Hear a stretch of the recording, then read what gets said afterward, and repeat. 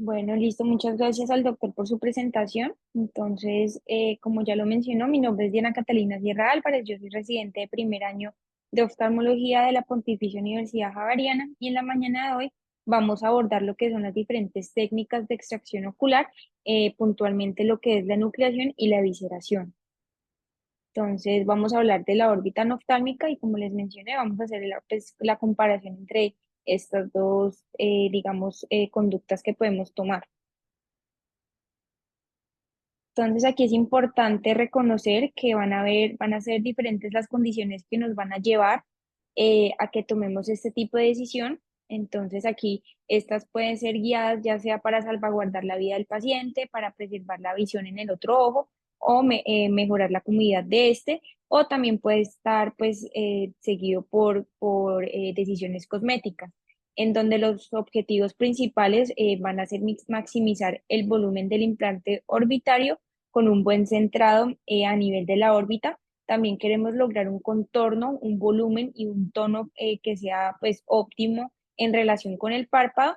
También buscamos establecer un revestimiento de encaje con los fornix a nivel profundo para que este nos permita retener de forma adecuada la prótesis. También que haya una adecuada transmisión de la motilidad del implante a la prótesis que se encuentre supradyacente y lograr pues una adecuada comodidad y simetría en los pacientes. Entonces, las indicaciones de la cirugía oftálmica van a ser diversas y estas van a variar de acuerdo pues al procedimiento que hayamos escogido, en donde la enucleación va a implicar la extirpación de todo el globo, conservando los tejidos orbitarios restantes, mientras que la evisceración va a ser la eliminación del contenido intraocular, incluyendo lo que es el cristalino, la uvea, la retina y el vitrio, dejando intacto lo que es la esclera, los músculos extraoculares y el nervio óptico. En donde pues igualmente los objetivos estéticos en la cirugía oftálmica van a ser minimizar cualquier condición que llame la atención sobre la noftalmia, valga la redundancia. Entonces aquí ya tenemos unas indicaciones puntuales en donde cuando realizamos la evisceración, entonces es porque vamos a estar frente a casos de endoftalmitis que no han tenido pues respuestas al manejo que se les haya instaurado en aquellos pacientes que tengan ojo ciego, que sea pues por estética o porque ya sea un ojo ciego doloroso, también pacientes que tengan tisis bulbi o glaucomas pues ya muy avanzado.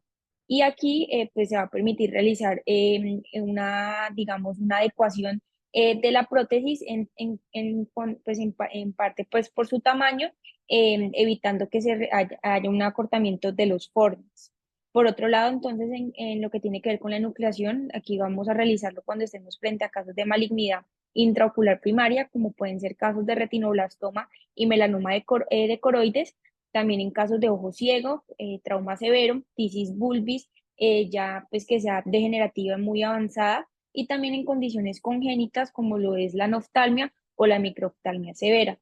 Y ya en la exanteración, entonces ya es cuando estamos frente a casos de malignidades invasivas, carcinoma de glándula lagrimal, melanoma conjuntival, sarcomas, traumas orbitarios o pues frente a infecciones muy avanzadas. Entonces aquí tenemos lo que son las cubiertas o la cascarilla de esclerótica, la cual es una prótesis fina que va sobre el ojo ciego y básicamente tiene una función cosmética. Entonces debemos identificar en qué pacientes, digamos, va a ser ideal hacer esta adecuación. Entonces, pues vamos a tener unas características como son aquellos pacientes en donde tengan una disminución de la sensibilidad corneal. Entonces, aunque se ha visto pues que también podrían llegar a tolerarla cuando la tienen pues conservada. También en aquellos pacientes que tienen un ligero enoftalmos o tisis o pues que estemos frente a casos de que haya ausencia de tumor intraocular. Y tener en cuenta pues que si se prevé que habrá mayor contracción, entonces pues no es una buena opción considerar en estos pacientes. En cuanto a la anestesia, entonces aquí es importante hacer unas aclaraciones teniendo en cuenta que la mayoría de las enucleaciones se van a realizar bajo anestesia general, pero la operación se puede realizar bajo anestesia local.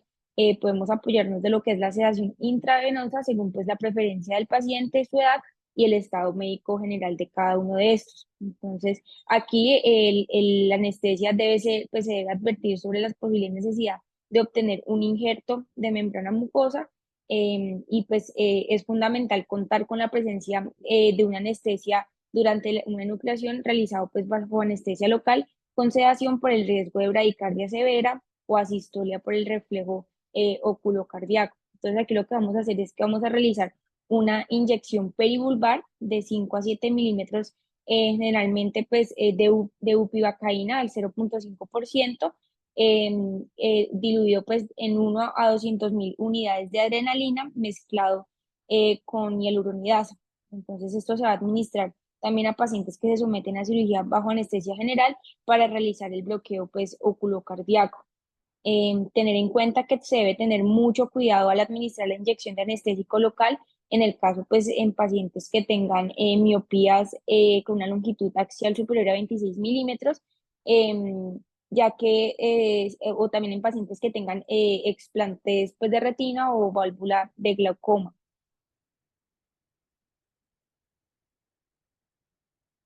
Entonces ya vamos a empezar a hablar puntualmente de la nucleación, donde generalmente, digamos, la principal indicación va a ser cuando estemos frente a tumores intraoculares. Entonces aquí es importante que se debe evitar penetrar tejidos con elementos cortopunzantes y debemos evitar realizar la sobremanipulación de la grasa orbitaria. Entonces hay que tener mucho cuidado cuando hacemos la retracción y la cauterización para pues no generar más daño. Y aquí es importante, o uno de los principales objetivos, es prevenir la atrofia en el posoperatorio, por lo cual pues debemos hacerles un seguimiento bastante estrecho. Entonces, en lo que tiene ya que ver con el volumen orbitario y la selección de los implantes, entonces es importante pues aclarar que el volumen orbitario suele ser aproximadamente de 30 milímetros y este va a ser entonces el espacio total de la cavidad orbitaria. Entonces aquí es donde vamos a encontrar el globo ocular y los tejidos circundantes. El volumen ocular, a este nos referimos solo el volumen que va a ocupar el ojo, suele ser de 2,5 milímetros. Entonces, para reemplazar ese volumen tras una enucleación, se realiza pues con el reemplazo de un implante que como vamos a ver pues son esferas que suelen tener diferentes tamaños y ya finalmente en procesos más, o ya cuando ha pasado el proceso inflamatorio inicial, ya vamos a ponerles la prótesis a los pacientes en los casos pues, que esté indicado. Entonces el implante va a servir para restaurar el volumen perdido dentro de la órbita y la prótesis ocular, que es externa, pues ya nos va a brindar la parte estética. Entonces, así vamos a asegurar que el paciente pues tenga una reconstrucción tanto funcional como estética, manteniendo la simetría facial. Entonces, aquí es importante reconocer que entonces las esferas, estas van a venir de diferentes tamaños, generalmente encontramos de 16 milímetros, de 18 milímetros y 20 milímetros de diámetro, cada una de las cuales pues va a reemplazar un volumen específico, donde se ha visto que la esfera de 16 milímetros suele reemplazar 2 milímetros de volumen, mientras que la esfera de 20 milímetros reemplaza 4 milímetros de volumen. Entonces, esos implantes van a permitir pues mantener este volumen. En cuanto a los materiales, entonces se ha visto que cuando la esfera de 20 milímetros se envuelve, ya sea en esclera o fascia, esta puede brindar hasta 5 milímetros de volumen. En lo que tiene que ver con la clasificación de los implantes, entonces vamos a tener pues que cuando la clasificación es por relación con la conjuntiva, entonces estos van a ser ya sea enterrados o expuestos, mientras que en lo que tiene que ver con la inserción de los músculos extraculares, entonces vamos a hablar de una clasificación directa, indirecta o cuando se hace la inserción pues directamente a los formes. También puede ser integrado, entonces esta puede ser expuesto o unido a la prótesis. Y en lo que tiene que ver con la forma, entonces vamos a hablar de los que son esféricos o los que son cónicos. Entonces, aquí tenemos los diferentes materiales de los implantes que podemos encontrar en el mercado. Entonces, tenemos los porosos, que generalmente es el Medport, el cual suele ser menos costoso. Su material es un polietileno de alta densidad y también encontramos los de hidroxiapatita. En los sólidos, entonces vamos a encontrar los que son de vidrio y los de polimetil metacrilato. Estos van a permitir entonces que se genere una invasión vascular y va a limitar entonces así su migración del tejido. Entonces aquí en esta imagen podemos ver este primer implante que es de acrílico, este ya es un implante de silicona, este va a ser de hidroxiapatita y este es el de polietileno poroso. Entonces aquí les quise traer este estudio en donde pues vamos a hablar un poco de lo que es el Oculfil, el cual es un implante orbitario esférico, es poroso integrado y este pues se desarrolló a partir del polietileno de alta densidad. Entonces en este estudio titulado como Seguridad y Biocompatibilidad de un nuevo implante orbitario esférico poroso integrado basado en polietileno de alta densidad, es un estudio de tipo experimental que se realizó en conejos. Este se publicó en el año de 2015 en la revista del Journal of Ophthalmology y aquí lo que se quería realizar era evaluar la seguridad y la biocompatibilidad de este nuevo implante orbitario que había salido, en donde la investigación comparó lo que es este nuevo implante, el Oculfield, los implantes pues que ya conocemos como el Medport, que se usa pues ya pues con anterioridad se venía utilizando. Entonces aquí ellos básicamente denominaron Ocufield 1, Ocufield 2 y el implante Medport. Entonces aquí los hallazgos que se encontraron en lo que tiene que ver con las observaciones clínicas es que no hubo diferencias estadísticamente significativas en el dolor regional, la hinchazón del párpado o la hiperemia conjuntival entre los diferentes implantes. Sin embargo, sí se encontró que la cantidad de exudado sí fue menor cuando se utilizó el Oculfit, pues produciendo una menor cantidad de secreción. En lo que tenía que ver con los resultados histológicos, entonces todos los tipos de implantes mostraron resultados histológicos similares, lo que indica pues una respuesta inflamatoria leve. Esto sugiere entonces que el Oculfit tiene una tolerancia oftálmica y una biocompatibilidad comparable con, pues, con el que ya venía generando el Medport.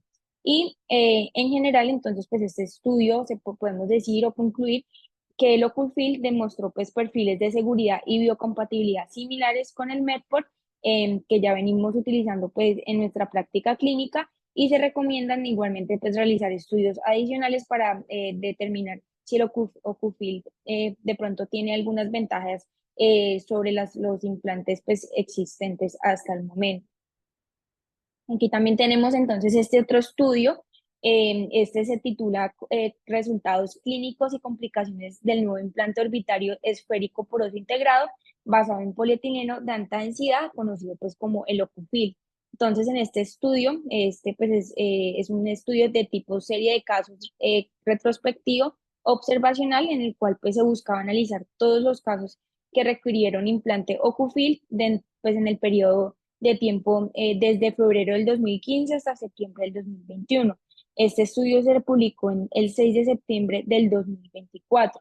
Entonces aquí se incluyeron 90 pacientes que tenían pues condiciones de anostalmia y a los cuales se les implantó el implante tipo Ocufield, en donde entonces las principales razones de estos pacientes para ser llevados ya sea de nucleación o evisceración fueron descompensaciones oculares, neoplasias, como pues el melanoma uveal y el retinoblastoma. Entonces aquí los resultados mostraron que el éxito anatómico se logró en el 70% de los casos, el éxito funcional en el 87.8% de los casos y el éxito completo, hablando tanto del anatómico como el funcional, se logró entonces en el 67.7% de los casos. Ellos mostraron que se presentaron complicaciones en el 12.2% de los casos, con un 4.4% pues que estos problemas resolvieron sin secuelas. Aquí la explantación orbitaria fue necesaria en el 5.6% de los casos. Entonces, todos estos hallazgos nos llevan a decir que el implante Oculfield es una alternativa viable a los implantes orbitarios existentes con un perfil favorable de eficacia y seguridad. Sin embargo, pues se necesitan todavía más estudios clínicos para poder confirmar estos resultados y compararlos pues con otros implantes disponibles comercialmente. Entonces ya vamos a hablar puntualmente de las diferentes técnicas quirúrgicas, entonces vamos a comenzar hablando de la nucleación, en donde tenemos que aquí el cirujano inicialmente debe identificar y realizar la marcación del ojo correcto que se va a extirpar antes pues de la inducción de la anestesia general o la administración de la anestesia local. Entonces, el cirujano debe seleccionar el implante orbitario, pues que mejor se adapte al paciente, pues teniendo en cuenta las diferentes condiciones de estas y los objetivos a los que se quiere llegar. Entonces, primero, la cara, los párpados y el saco conjuntival deben prepararse minuciosamente con agentes antisépticos y hacer pues el adecuado lavado. Posteriormente, entonces, la anestesia se va a administrar en conjunto con la profilaxis antibiótica de forma intravenosa. Entonces, posteriormente se va a colocar el retractor palpebral, seguido pues vamos a utilizar las pinzas de Morphyll y pues en apoyo con las tijeras de Westcott de punta a Roma se va a realizar la peritomía de 360. Aquí es importante pues realizar ese procedimiento con cuidado y pues lo que buscamos es conservar la mayor cantidad de conjuntiva posible. Entonces se realiza la peritomía de 360 en el limbo para evitar entonces la pérdida pues, de la conjuntiva. Se utilizan también las tijeras de Stevens para realizar una disección Roma de los cuatro cuadrantes sobre los músculos rectos mediante una acción de extensión, en donde los músculos rectos se van a enganchar con un gancho muscular y vamos a utilizar las tijeras de Westcott para hacer la disección en el tejido del tendón adyacente y los tabiques intermusculares. Posteriormente, entonces, vamos a realizar la marcación del recto medial a nivel de su inserción utilizando las suturas tipo bicril de doble brazo, 5 ceros en forma de bloqueo. Aquí la aguja de sutura se pasa entonces a través del vientre del músculo en dirección inferior o superior, comenzando de 3 a 5 milímetros desde la inserción del músculo. Luego se va a invertir la aguja y se va a pasar por debajo del músculo con cuidado de no atrapar la esclera que esté adyacente y se pasa a través del músculo que sale a 2 o 3 milímetros del margen del músculo. Tener en cuenta que la aguja se pasa igualmente a través del lazo, la sutura del bicril, así creando pues como un loop y se va a tirar para poder apretarla y bloquearla. Entonces aquí ya vamos a pasar a hacer la fijación de la sutura a los paños pues que la rodean con una tracción suave utilizando una abrazadora tipo bulldog para mantener el músculo alejado de las tijeras o el lazo que se usa para extraer el globo. Después se va a desinsertar el músculo recto medial del globo con unas tijeras de Westcott, dejando un muñón muscular corto a nivel de la inserción. Después entonces se va a colocar una sutura de tracción, una seda continua 4 ceros a través del muñón del músculo recto medial y se va a seguir el mismo procedimiento pues a nivel del recto lateral. Posteriormente vamos a exponer el recto inferior, el oblicuo inferior y el recto superior y se va a marcar con bicril 5 ceros y se van a resecar sin dejar el muñón. Debemos identificar el tendón del oblicuo superior con un gancho muscular y pues vamos a disecarlo, a cortarlo. Después vamos a unir las suturas de seda, vamos a realizar una tracción anterior y una disección del resto del tendón. Y ya con las tijeras de nucleación vamos a cortar el nervio óptico. Posteriormente se va a cerrar la conjuntiva con una sutura discontinua de bicril 7 ceros. Se va a insertar en el saco conjuntival un conformador quirúrgico estéril y de tamaño y forma apropiada. Posteriormente se va a insertar se va a poner pues el implante en la fascia del tendón extendiéndola y se colocan suturas de tracción con seda 4 ceros para pues abrir digamos la bolsa y hacerle el espacio para el implante. Posteriormente, entonces si la fascia de tenón posterior no se puede cerrar sobre la superficie de la esfera de medición, sin una tensión pues indebida se debe sustituir por una esfera más pequeña. Después, entonces, el implante del tamaño adecuado se va a envolver en el material que se haya seleccionado.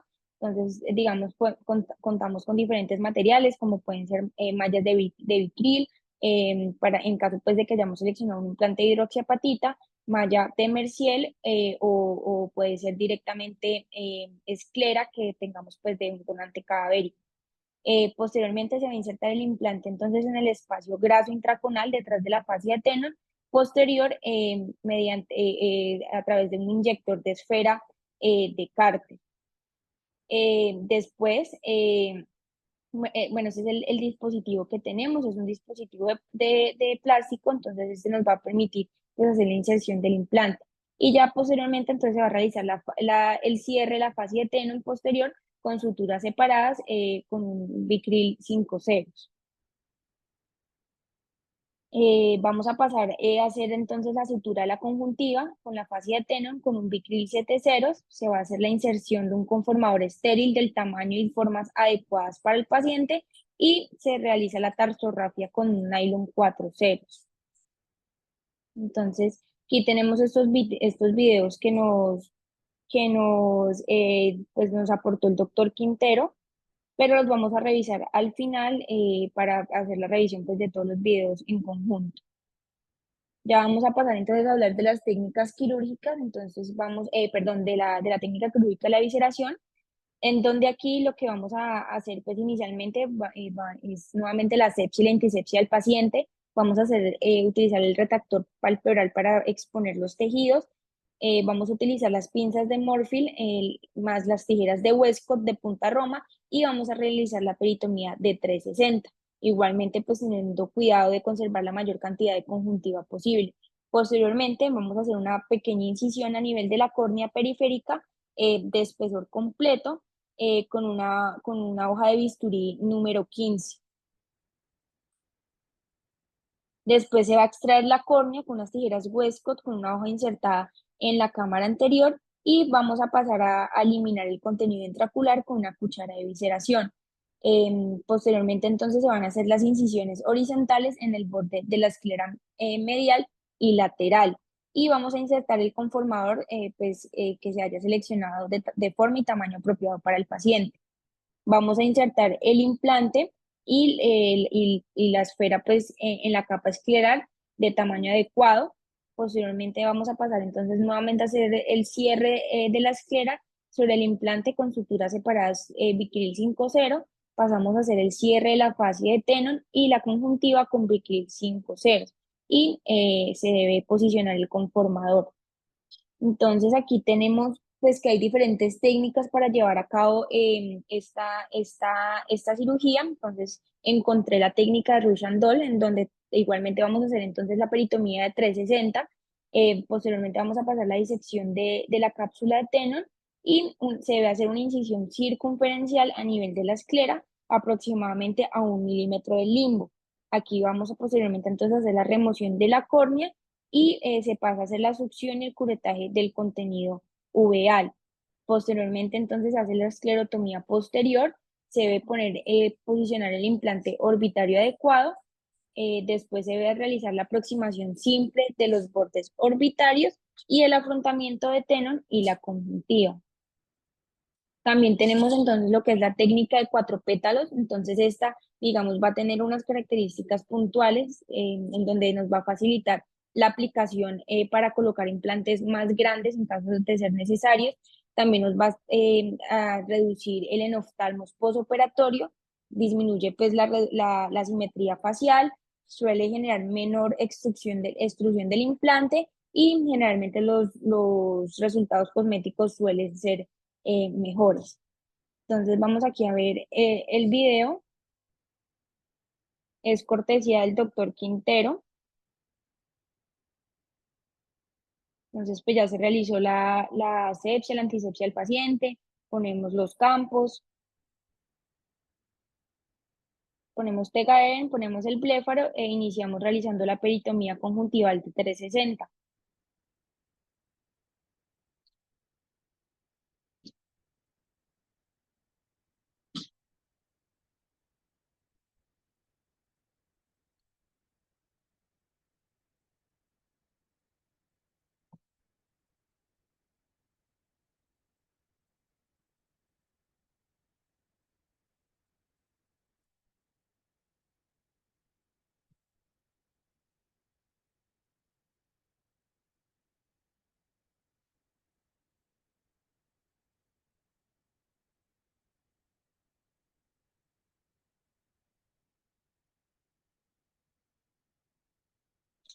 Aquí ya está haciendo entonces la disección del ateno.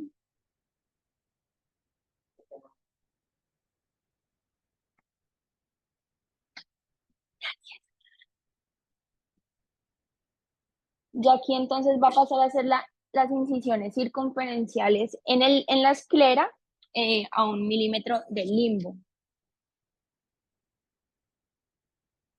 Pasa a hacer, pues hizo la remoción de la córnea y ya pues entonces está haciendo la succión y el curetaje del contenido vial.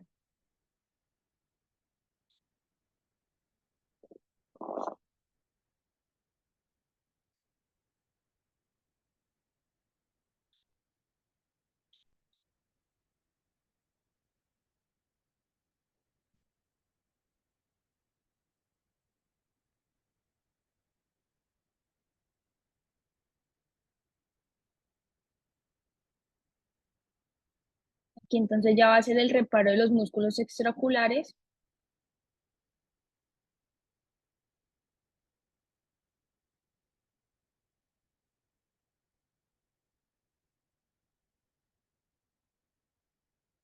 La esclerotomía entre los músculos y ahí ya vemos cómo va tomando esta disposición de pétalos.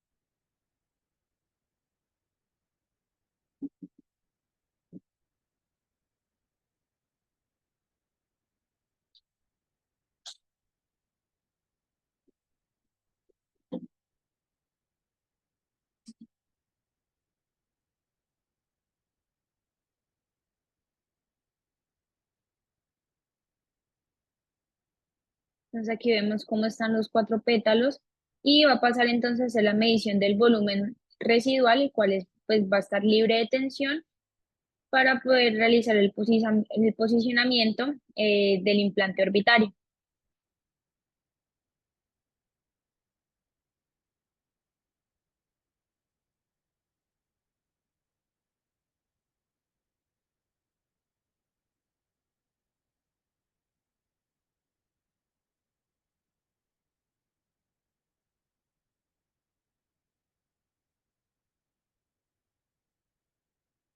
Entonces ya pasa a ser el afrontamiento de los pétalos, generalmente con un bicril 6 ceros, de 6 ceros a 5 ceros.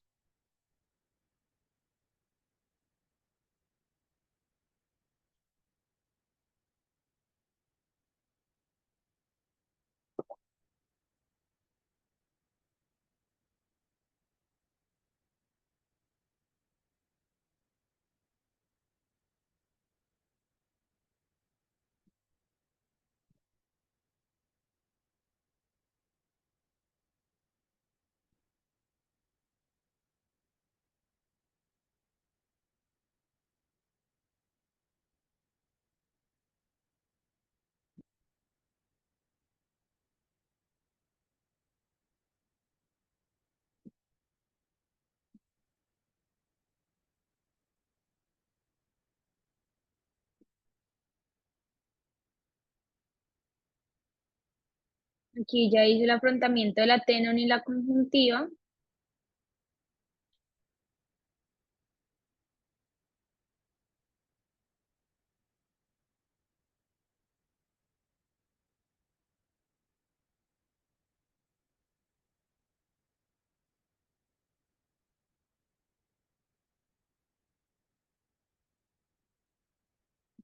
Posteriormente se va a hacer la colocación del conformador y el antibiótico profiláctico para finalmente entonces culminar con la tarsorrafia.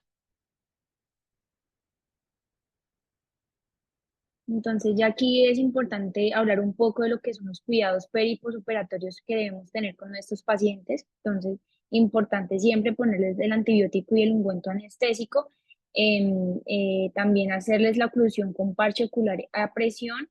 Se debe realizar el control posoperatorio general, idealmente pues al día después de la cirugía y revisarlos una vez a la semana también del procedimiento quirúrgico. teniendo pues, digamos, particular interés o cuidado en la evaluación de las cuencas. Se debe entonces considerar realizar la adaptación de la prótesis una vez el proceso inflamatorio haya disminuido y esto pues suele ser aproximadamente después de las 6 semanas posoperatorias. Entonces, como les mencioné, debemos realizar una evaluación de las cuencas del ojo. Entonces, debemos tener en cuenta que se debe realizar una manipulación mínima de la prótesis. Entonces, no se aconseja realizar la extracción y limpieza diaria de esta. Entonces, decirles a los pacientes que idealmente pues, deben dormir con ellas en lo posible. Entonces, indicarles que mantenerla lubricada va a mejorar pues, la comodidad y el confort de esta. Podemos utilizar lubricantes convencionales o en casos pues, que se requiera utilizar aceite, pues que tengan aceite y vitamina E. Debemos entonces evaluar también la parte, el aspecto general, entonces ver que esté centrado, que pues, tenga el mismo nivel horizontal y que la prominencia pues, del ojo sea, digamos, similar al ojo contralateral. Entonces, que la prótesis tenga un aspecto húmedo y brillante, realizar la palpación del saco lacrimal, que no haya reflujo. A nivel del párpado inferior, entonces, este habitualmente pues, puede presentar una caída con el tiempo. Entonces, es importante pues, ir evaluando cómo es el comportamiento de este y pues que tenga, fomentar pues que el parpadeo natural del ojito. Debemos realizar el examen en la lámpara hendidura, en donde la prótesis pues que tengan mínimas rayaduras, que no tenga detritus pues ahí coleccionados, que el recubrimiento pues sea uniforme por la lágrima y ante cualquier alteración pues podemos realizarles el pulimiento por parte del ocularista. Entonces debemos pedir al paciente que se retire la prótesis. eh, y para poder evaluar cómo están las mucosas conjuntivales, pues lo ideal es que no tengan, no estén eritematosas, que no estemos frente pues, a papilas, a folículos gigantes, evaluar igualmente que el implante esté centrado, que los fornices pues estén profundos y debemos comparar el dorso de la prótesis con la frente de la cuenca para saber que hay un adecuado encajamiento y ya finalmente pues debemos realizar nuevamente el reposicionamiento de la prótesis. En lo que tiene que ver con el exudado, entonces este va a ser la acumulación de moco tras el espacio muerto en prótesis mal ajustada que se desplaza con el movimiento de la mirada. Entonces, esta pues puede ser secundaria a infecciones pues comunes que podemos encontrar en los ojos normales como conjuntivitis, también puede ser secundarias a procesos pues, de obstrucción del conducto nasolacrimal como la acrocisstitis. Generalmente pues esto va a presentarse con un exudado blanco y filamentoso, entonces aquí podemos pues estar sospechando una conjuntivitis papilar gigante, igualmente evaluar el tamaño de estas papilas, que para poder pues considerar que estamos frente a esa entidad debe ser mayor a 1 milímetro. Eh, Igualmente debemos preguntarnos si es una reacción inmunológica a la resina de la prótesis o pues puede ser secundario al componente mecánico como tal. Entonces aquí esos pacientes pueden beneficiarse del pulimiento de esta prótesis. O ya podemos también indicarles manejo con estabilizadores de mastocitos. Igualmente es importante aclarar que ya esas prótesis que llevan más de cierto tiempo, generalmente 5 o 7 años, ya aquí es importante considerar realizar cambios, ya que pues, pueden desadaptarse y generar mayor reacciones inflamatorias. También pensar cuando pues, esos pacientes ya están, digamos, a pesar del tratamiento que se les indica el cambio de la prótesis, y persisten pues con estos exudados, entonces ya podemos pensar que de pronto podemos estar frente a casos de recidiva tumoral y ya pues, es importante o se requieren realizar estudios adicionales para descartarlo. Lo que tiene que ver con la exposición y la extrusión de estas, entonces suelen ser raras en una frecuencia menores al 5%. Suele ser más frecuente que se presente cuando estamos frente a implantes de hidroxiapatita, se ha visto pues en aproximadamente el 10% de los casos y es incluso menor cuando se utiliza metro. Es secundario pues a ruptura de la conjuntiva y de Tenon, puede suceder muchos años después de la cirugía inicial y se puede relacionar con mal ajuste de la prótesis. Cuando tenemos una exposición durante las primeras 2 semanas posoperatorias, la probabilidad de cierre es mayor. Ya cuando estas aperturas pues, son menores a 5 milímetros, se podían intentar realizar un parchado con colocación de la esclera por debajo del borde de ténor. Em, pero ya cuando, digamos, cuando son cierres mayores a 5 milímetros, sí ya es necesario ingresar a estos pacientes, pues porque van a requerir un manejo, una reintervención quirúrgica.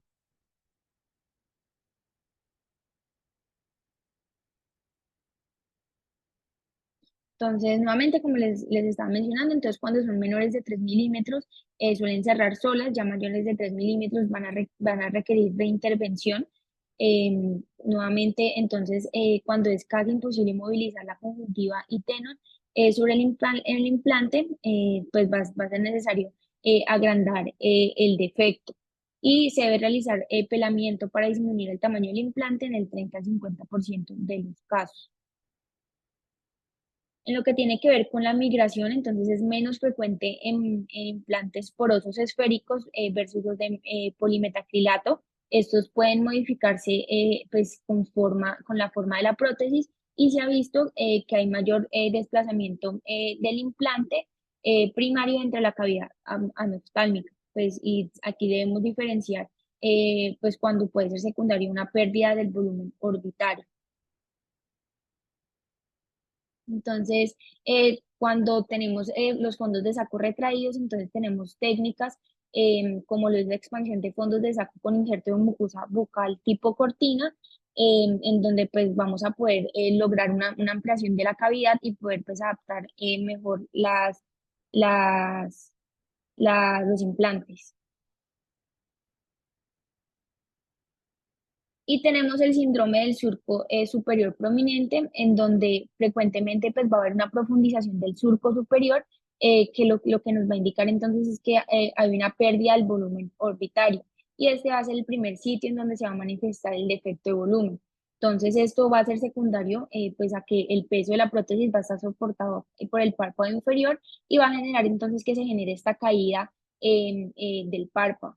Entonces, aquí lo que va a ser, lo que debemos, pues, muchas veces entonces lo que se piensa es, no, hay que cambiar la prótesis, pero pues si realmente esto va a generar, y si es incluso más grande, esto va a empeorar el problema. Entonces, aquí debemos, pues, tomar otro tipo de conducta. Entonces, les traigo este esquema en donde tenemos un paciente que tiene un surco profundo, pero no le evidenciamos que tenga un párpado inferior laxo. Entonces, podemos pensar que tenemos un volumen orbitario inadecuado. Pero entonces aquí tenemos que preguntarnos si es consecuencia de un traumatismo, en caso tal de que lo sea. Entonces debemos solicitar una tomografía para descartar pues que no estemos frente a una fractura orbitaria que haya generado pues que se desplacen las estructuras y finalmente pues se adapte la prótesis. O en caso tal de que no estemos frente a un caso de trauma, entonces ya pensar que puede ser atrofia de la clase orbitaria, pues que generalmente suele ser, aparecer ya con los años. También tenemos lo que es el injerto dermograso, en donde pues ya va a ser secundario para que el paciente pues ya tenga grandes pérdidas de volumen. Entonces aquí lo que vamos a hacer es que vamos a realizar una eliminación de la dermis superficial en circunferencia de piel aproximadamente de 20 milímetros. Entonces vamos a hacer una eliminación en cuña de la dermis y también vamos a incluir tejido solar subcutáneo. Entonces este tejido lo vamos a transferir al lecho de la cuenca anoftálmica para rellenar este volumen que se ha perdido. Entonces aquí vemos cómo se fija a la órbita. Y ya entonces para terminar, tenemos el injerto dermograso y otras opciones adicionales como es la inyección de ácido hialurónico, la cual también nos va a ayudar a disminuir pues, tanto con la pérdida, para la pérdida de volumen y ayuda un poco pues con la parte inflamatoria. Entonces se realiza la colocación de implantes, también la colocación de implantes subperiósticos a nivel del suelo y pues nos va a ayudar con la cuña de oftalmos y con el cartílago de cadáver. Y eso era lo que les traía para revisar en la mañana de hoy. Y ya vamos entonces a revisar los videos pues, que nos comparte el doctor Quintero en cuanto a estas diferentes técnicas que hemos revisado. Muchas gracias.